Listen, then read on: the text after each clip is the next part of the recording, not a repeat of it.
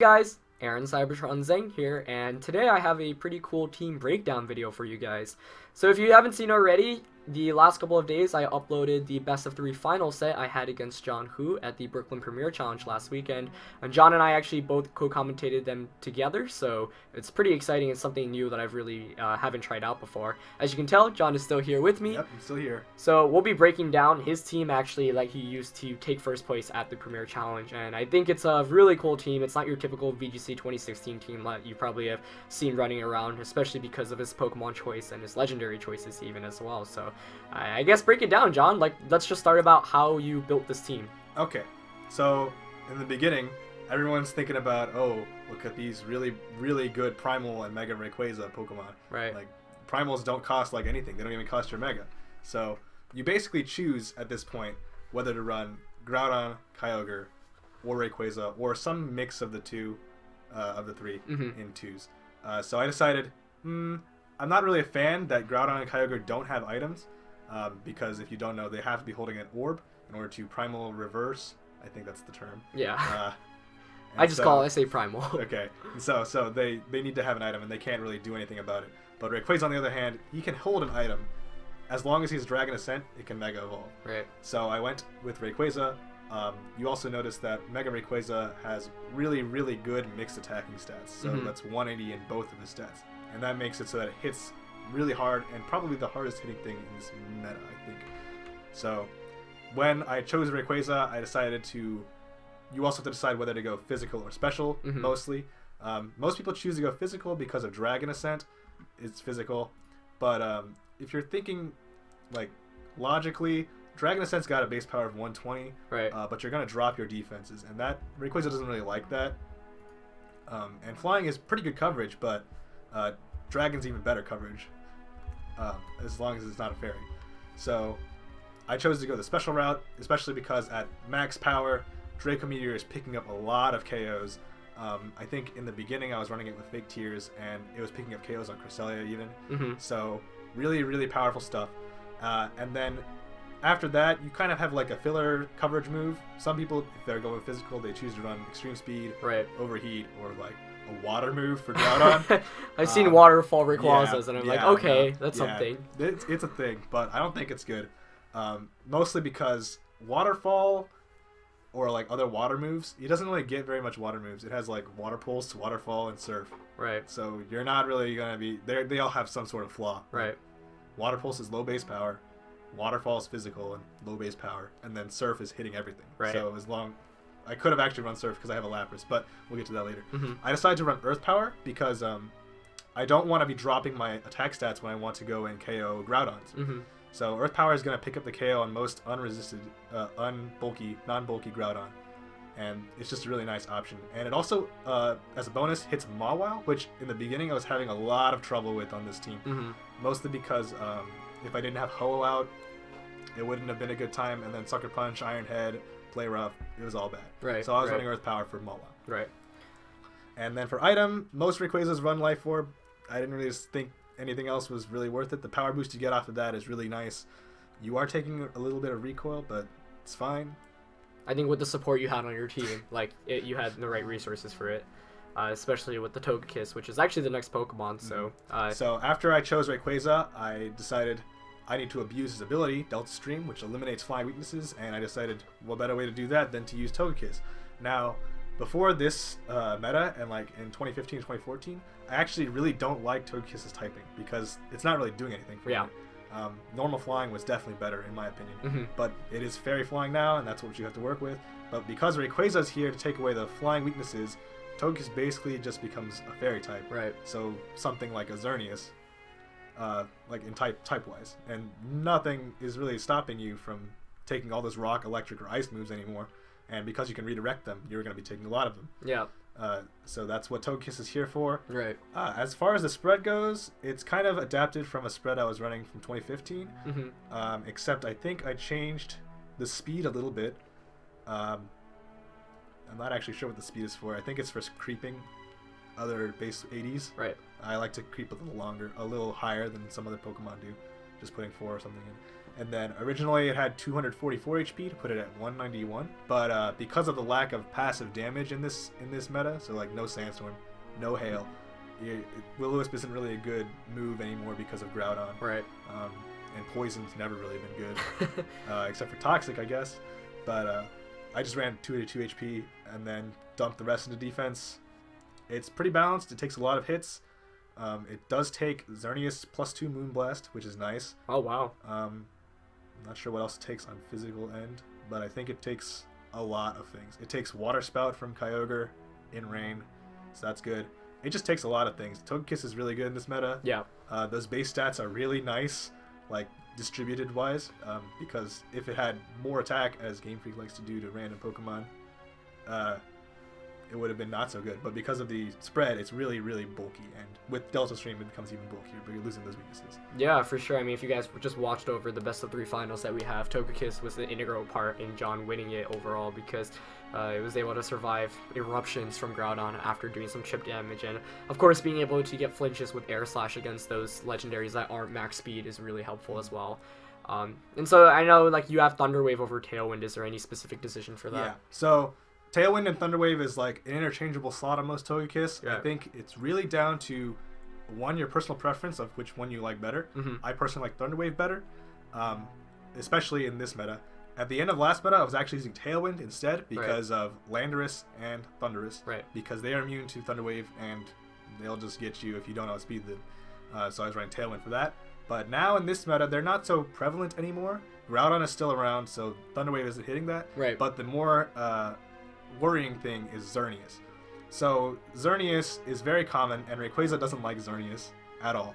So you would run Thunder Wave because they're usually not carrying Lumberry or any other like status stopping device item. Right. So Thunder Wave, if you Thunder Wave them on the Geomancy turn, pretty much negate their speed boost. And since Togekiss does what Togekiss does best at flinching, so you can just lock them in and do nothing, hopefully. Right. And that's the logic using Thunder Wave here.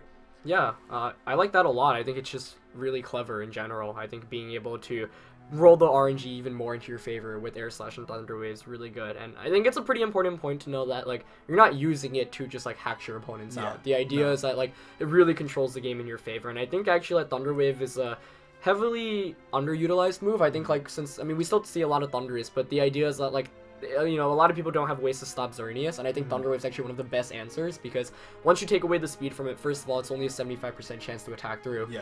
And then against the Togekiss, if you're air slashing it, even with the special defense increase, like you can just hamper it down with Ho-Oh or whatnot. Yeah, and then for most of the time, when you're pairing Togekiss with Rayquaza, you're just relying on Rayquaza to do the damage, and Togekiss isn't really even attacking. He's just using Follow Me to keep all the danger away from Rayquaza. So that's really what Togekiss is here for. Pairs well with Rayquaza. It's a really good lead, actually.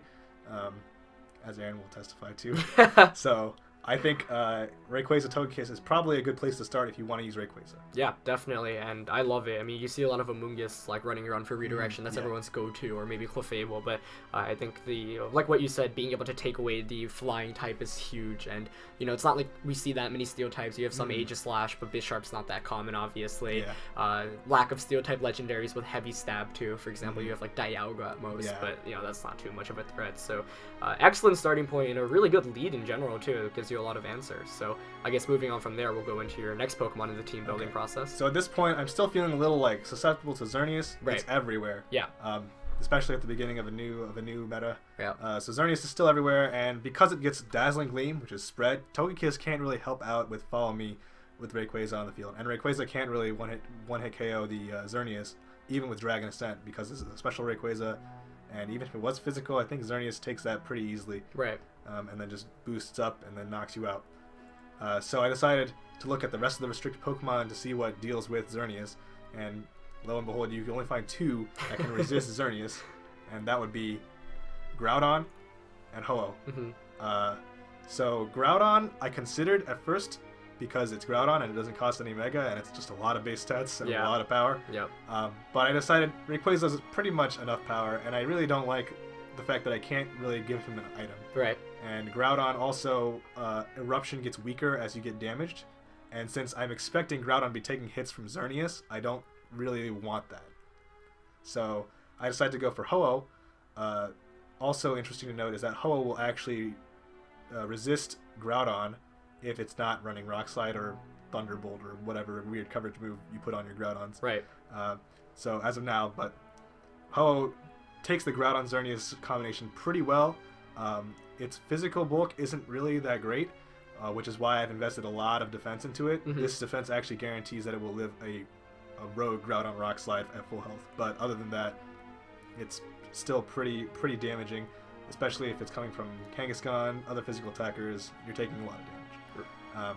So as far as this spread goes, it's more of a bulky spread, but I know that Ho-Oh needs attack to do damage. If you don't have damage output on your Ho-Oh, then it's really not doing anything. It's right, just sitting around. Yeah, exactly. Like a Cresselia, which right. is why I don't like Cresselia. Mm-hmm. But so I have a lot of attack investment, so I can do damage. Coming off of a base 130 attack stat still hurts a lot. Brave Bird, I think, is a KO around 60 to 70% on standard Kangaskhan with Brave Bird, which is pretty good. Yeah. All things considered. And then for HP, that's just to have maximum leftovers recovery. Special defense, that's a nice nature boosted number. There's not much, like, a lot of thought put into this. I still put it into the calculator and get some attacks out. I think with this spread, Xerneas +2 Dazzling Gleam is a 5-hit KO. And then Moonblast is a 3-hit KO at best. That's pretty awesome. So it's pretty good. I'd say most Xerneas don't carry things other than Moonblast and Dazzling Gleam, which is really nice because Ho can just take it.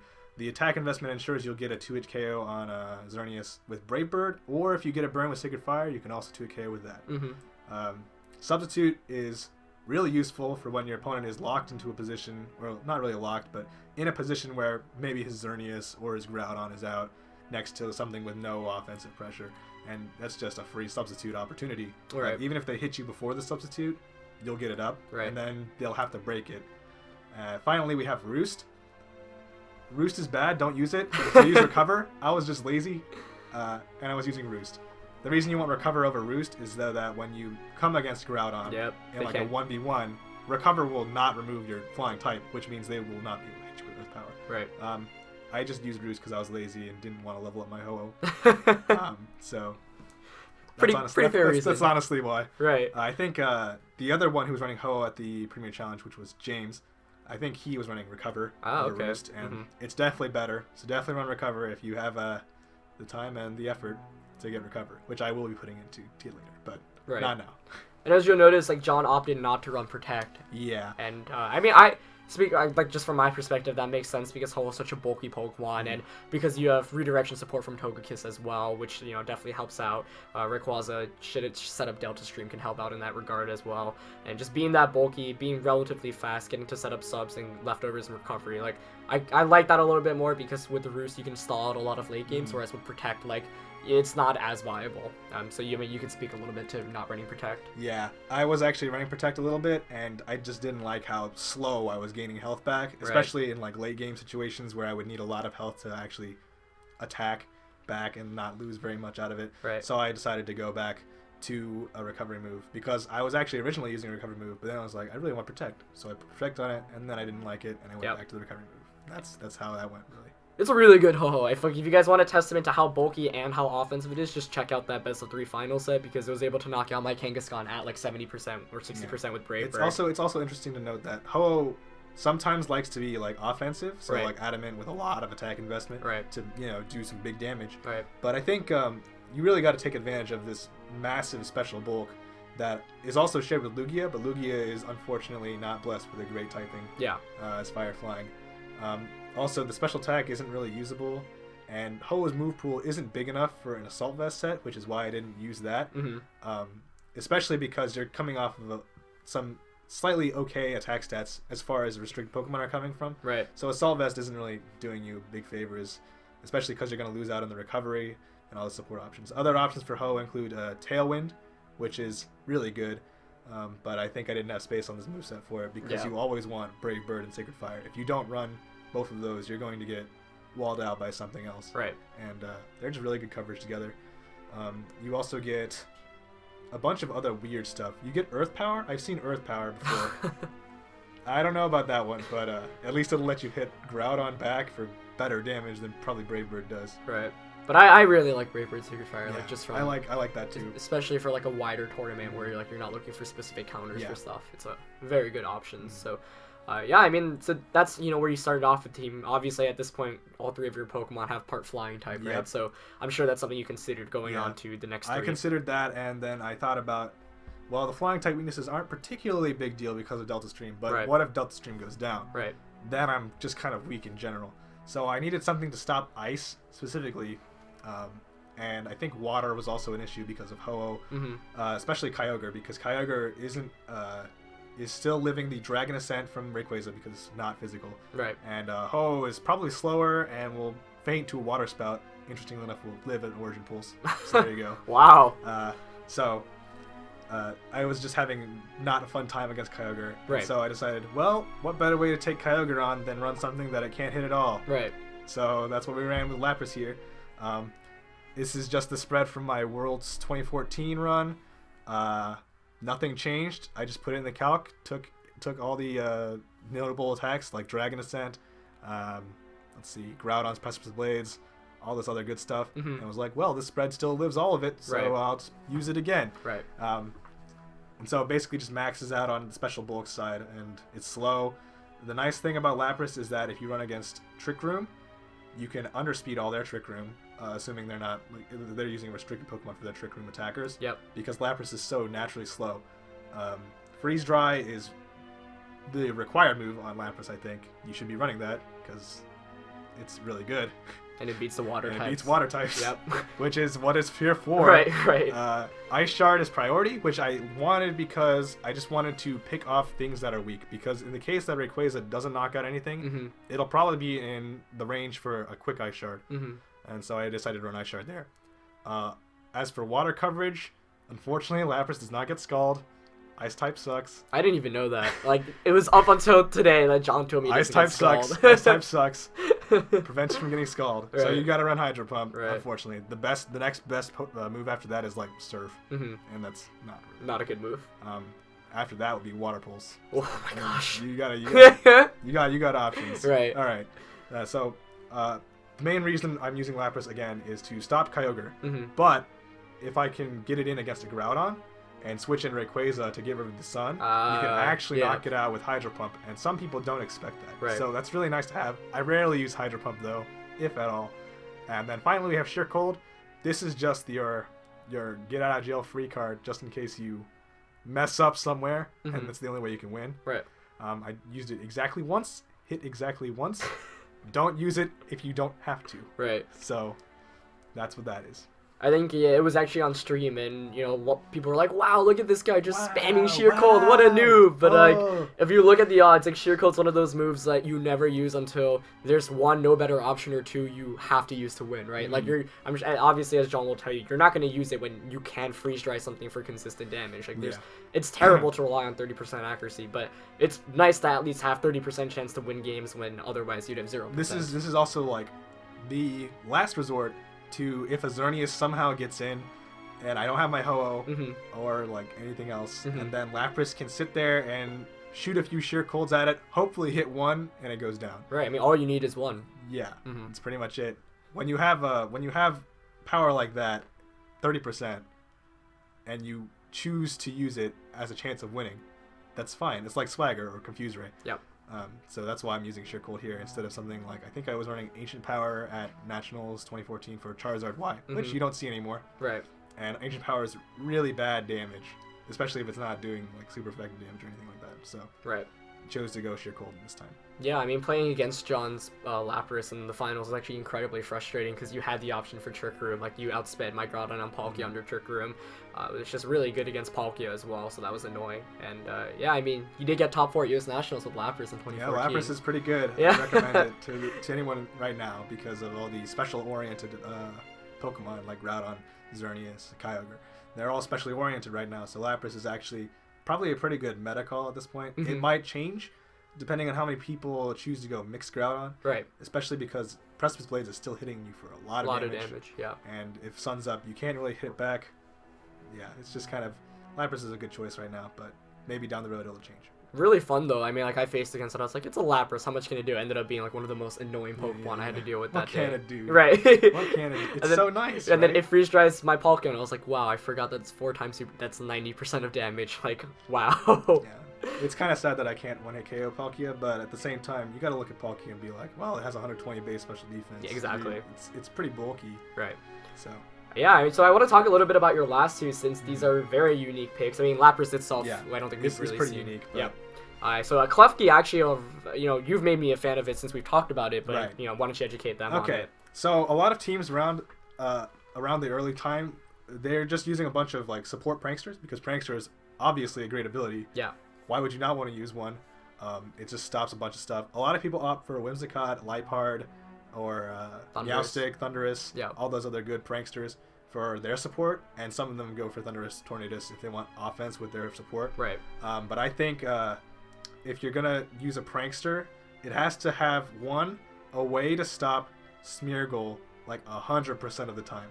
So like, you can't just use your prankster because if they run a fake out with it, they can just fake out your prankster and then you're just not doing anything. Mm-hmm. But with Klefki, that's not the same thing because Klefki gets a move called Crafty Shield, and I think there are a few forum threads on Nugget Bridge about Crafty Shield and whether it should be used or not. Mm-hmm. And I think actually in the Battle Road Gloria, some Japanese players were using it to good success. I think the team that won actually had Crafty Shield on a Smeargle of all things. Crafty Shield is an interesting move. So it's kind of like Quick Guard and Wide Guard in the fact that it's +3 priority and it blocks a certain kind of move, and it's 100% all the time. Like as long as you use it, it's going up. But the draw here is that it stops status moves. So it's kind of like the opposite of Mat Block, but Mat Block is bad. So don't use Mat Block. Don't use that. Crafty Shield though, it stops all status moves, including some other ones you may not even like think about, like Transform. It stops that. That's crazy. Sketch. It stops that. So it's really hard to get onto your Smeargle. You can get it on your Smeargle though. It's possible. It does follow the rules of protecting moves though. It gets taken down by Feint. Some other things. Let's see. Protects your whole field for that turn only. And yeah. So the thing about this is the reason I'm using Klefki instead of like Smeargle for Crafty Shield is because Klefki's Crafty Shield is at +4 due to Prankster, which means you'll outspeed or outprioritize all fake outs. Right. Smeargle can't really do that. Yeah. And so that's what Crafty Shield is for. Now, Crafty Shield is kind of annoying because you have to keep using it over and over again to stop the status move.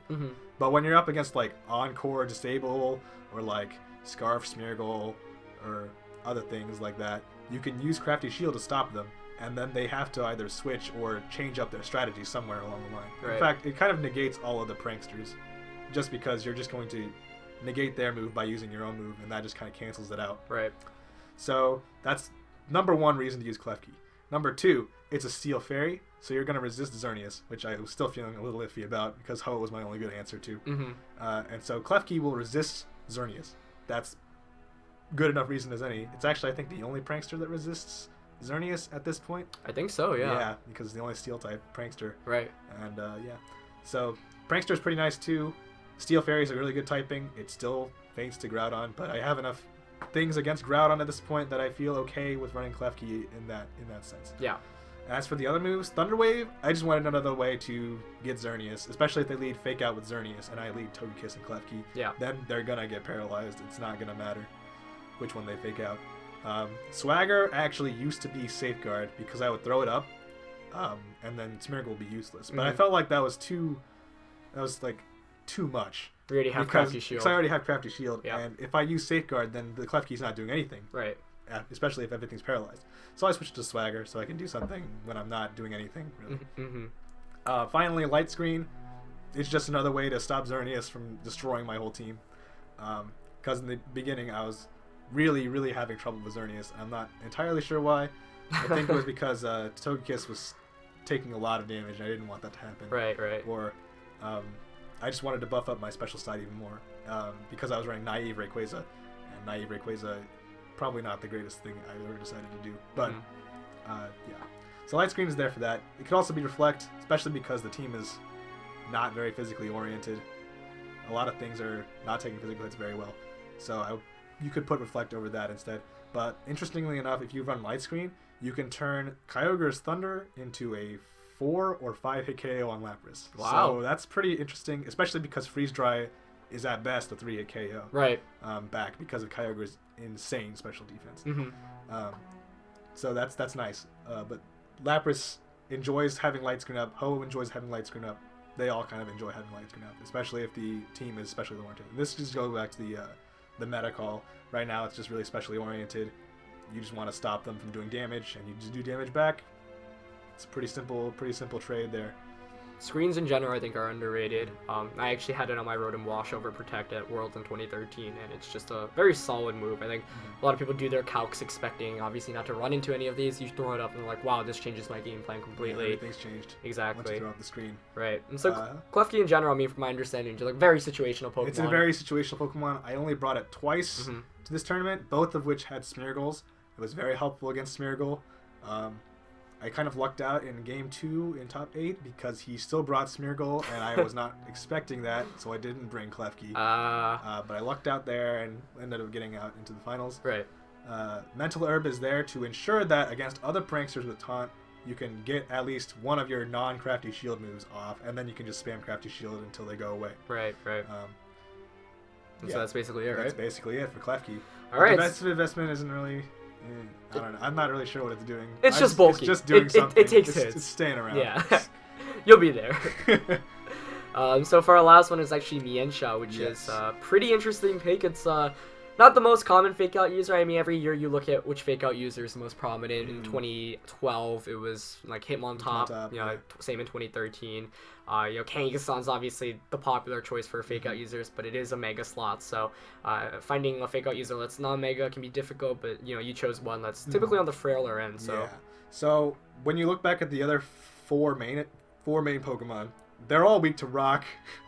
Yep. This team operates under a very heavy assumption that your opponent isn't going to use Rock Slide or any rock move. Or that they miss it. Or that they miss it. So the reason I chose Mienshao is because 1, it's another rock resist. 2, I have Wide Guard to stop Rock Slide if they choose to use it. And it just has a lot of good matchups against Kangaskhan, which is another problem the team kind of had. Being immune to fake out and then being able to one-hit KO back with high jump kick and outspeeding it naturally was really nice. And then for the last move, I put Knockoff. This was to impromptu handle Xerneas, but you have to take advantage of the fact that it's locked into Geomancy that turn, or else nothing really happens and you're just back to square one here. I'm considering changing Knockoff to something else. You could run something like Feint or Helping Hand even, to make Rayquaza's damage output skyrocket. It literally just destroys anything. Right. But yeah, it's a pretty basic Sash Mienshao, no Protect. Wide Guard's nice against Xerneas too. Dazzling Gleam is really annoying, but you can kind of force them to use single target attacks until Mienshao goes down, and that's pretty nice in and of itself. Right. The spread's nothing to talk about really. It's just max speed, physical, Sash spread. And that's basically it. Mienshao got brought a little bit more than Klefki, but not much else really. It did its job. I think I was against Caleb Ryar, Blitz and Burst, and he had a Ferrothorn and a Kyogre, I think. And I think I got paralyzed at one point, but my Mienshao paralyzed is still faster than Ferrothorn, and I was able to get a high jump kick off into his Ferrothorn and knock it out. Yeah. So, really... it's actually pretty powerful. The high jump kick is not just for Kangaskhan. You can use it to chunk Kyogres or Groudons to make their eruptions and water spouts do less. It's really nice. High jump kick is also the best option when the opponent doesn't have an item to knock off. So like, if Xerneas is already boosted up and you really don't have anything to do, you just go high jump kick it. Yep. And if that Rayquaza is kind of like there and you knocked off its life orb already, go high jump kick it. Yep. Yeah. Just hope you don't miss or they protect or something, which I did do at tournament. I actually hit into a protect. That wasn't good. Yeah. But it ended up not mattering, I think, in that game. Yeah, so overall, I mean, I think John and I have talked a bit about his team, after the finals and whatnot. And I think one thing John pointed out is, it definitely has its holes, it has its weaknesses.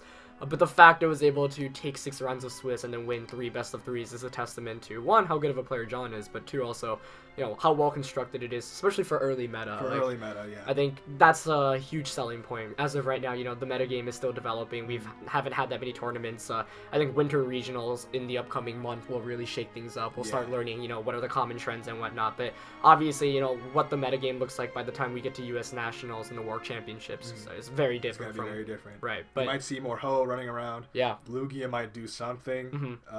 It's not looking good, but you know what's gonna happen. Right. And so, overall, that's basically it. I think I'm a huge fan of the team, having played against it, especially because you have so many ways to put the odds into your favor with Togekiss in general, with Air Slash, with Thunder Wave, a Klefki can help out too. But the other thing is, you have to consider when bringing Pokemon like Klefki. You have to really heavily consider, because there are a lot of times when you want to bring more than 4 of your Pokemon, Definitely. but you can only bring 4. That's the rules. And I think so for any of the users that are trying out the team, from what I can see, don't just bring Klefki and Togekiss and spam Swagger and Thunder Wave, because that's not how the team operates. That's not how you play Pokemon. Right. You can play it that way. It just won't be very good. Right. And if you just look at the best of 3 set John and I had in the finals, he played it very offensively oriented in terms of it's not just about Klefki setting up because you didn't bring Klefki. It's more how do I help my Rayquaza and my Ho-Oh really put out maximum amounts of damage. Yeah. And Lapras there to really shut down Pokemon that give Ho-Oh and Rayquaza trouble. And that's how it worked out perfectly. And Togekiss, a lot of players don't have an effective answer to deal with Air Slash. I know even for me, it was basically hoping I attack through. But basically hoping you don't flinch. Right. And it's if you don't. Having a way to outspeed it is obviously great, but overall the team is one of those teams where it's oh wow, this is frustrating to deal with because I don't have the best answers to it. So it's a testament to team building as well. You got to make sure you have your ways to deal with everything. And John's team being a little bit more eccentric, it's no surprise why he was able to take home that first Premier Challenge. So yeah, do you have any final words on it? Not really, but I will say that the team is actually still in the works. I brought it to this Premier Challenge because I wanted actual game experience and not just Showdown experience. On Showdown, it's not actually going anywhere because you see weird things on Showdown. Yeah. Stone Edge, Groudon. Right. So definitely if you want to test it out, it probably works better in-person events. But you can still test it on Showdown, mess around with it. Really, the only things that you really have to keep are the first 4, or even just Rayquaza and Togekiss if you don't like Ho-Oh or Lapras. And then the rest of them just need to be built towards supporting that. For sure. So that's going to be it for this team analysis. It's a bit on the longer end, but I think John really went in depth with each Pokemon, so I hope you guys get a good sense of how the team came together and why he really brought it all together. So yeah, if you haven't checked out the best of 3 set, which I've talked about, definitely check that out. Hope you guys enjoyed this video. Leave a like if you did.